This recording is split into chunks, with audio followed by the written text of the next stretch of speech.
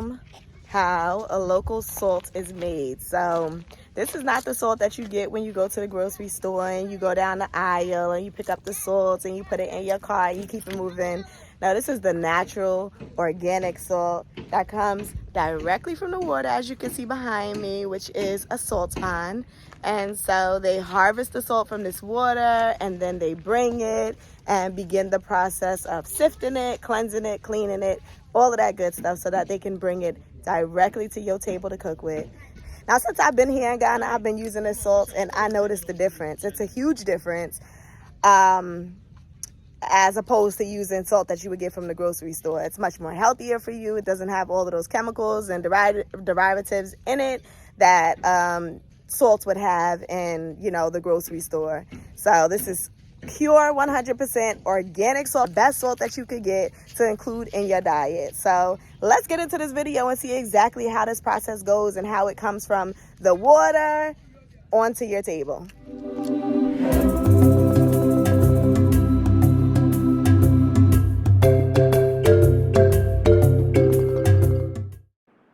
In order to extract salt, Thomas must first dig a hole in the ground, as you can see. So once he digs this hole, he basically just allows the water to kind of pool in and fill up the entirety of the hole. And once that has been completed, then he begins the process of getting a bucket, which you can see sitting here on the ground. He collects the water and then he brings it to the local hut that he's built in order to begin the process of abstracting the salt from the water. Now, the nice thing about this process is Mother Nature kind of handles all of this on its own. So he utilizes the energy of the sun in order to kind of crystallize the salts in the water. And that kind of helps speed up the process of being able to gather the salt from out of the water when it comes time for it to be prepped to do so. Now, there are two types of salt. There is a smaller salt, which is used for your traditional cooking. And then you have your larger salt, which is primarily used for the purpose of prayer. However, it is used for other things as well, such as preserving foods and things of that nature. Thomas specializes in making both types of salt. So in order to get the smaller salt, he just basically allows the water to boil until he is able to obtain that smaller size in salts. And in order to get the larger one, it's basically just all a matter of allowing the salt to boil less. So if you want larger salt, you boil less. If you want smaller salt, you boil more. And that is how he achieves this process.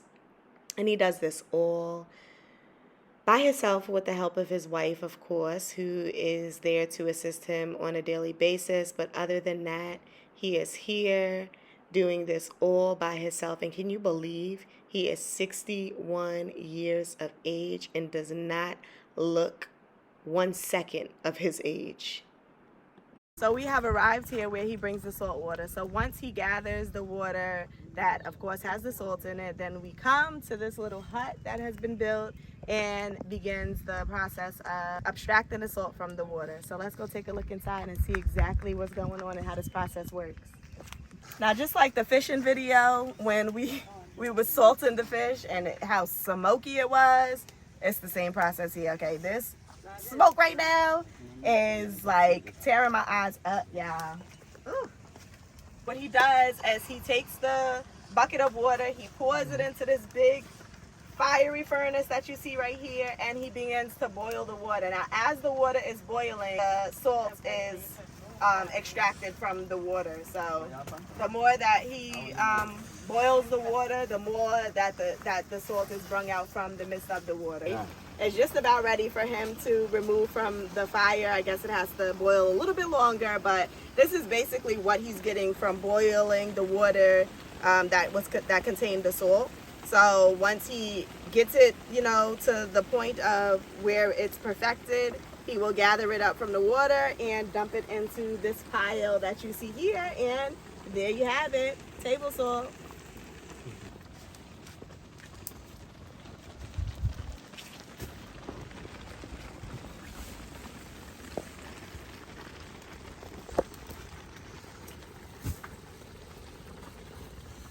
see if I can do this, y'all. Let me see if I got a job here. I don't know. Very good. Okay, and then you just drop it. Okay, see, I could do this. I could do this. Okay, a little bit of smoke, but...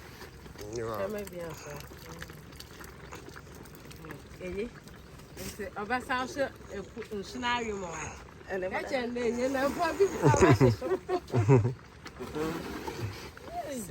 got this. Don't tell me I ain't equipped for this job.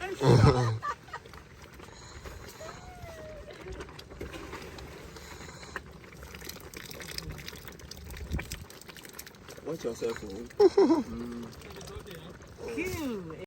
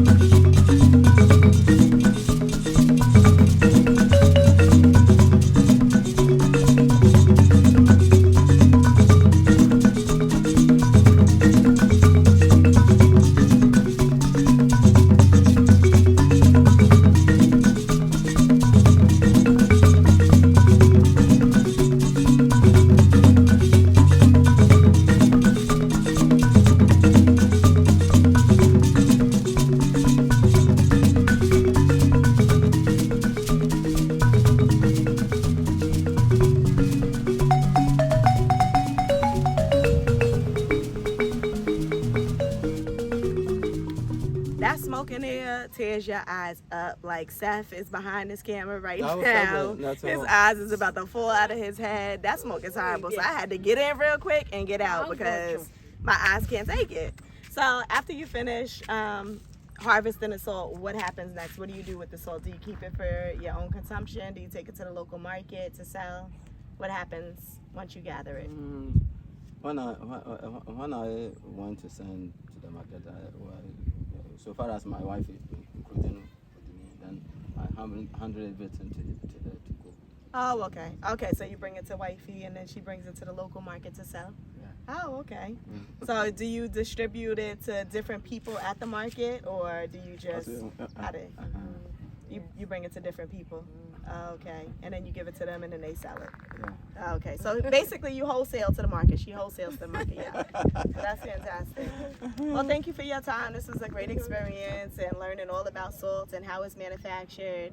I'm not really a salt eater, but I'm becoming more and more becoming a fan of salt as you know, learning the process and tasting it. So it's very different from the salt that you buy in the store. Natural is organic, it's good for you. So make sure y'all get y'all some organic natural salt. I don't know if you can find it in the States, but you can for sure find it here in Ghana. So I think that about sums up today's video. Thank you so much for doing this video. And until next video, make sure y'all already know what to do. Like, share, comment, and subscribe. Keep watching Juss.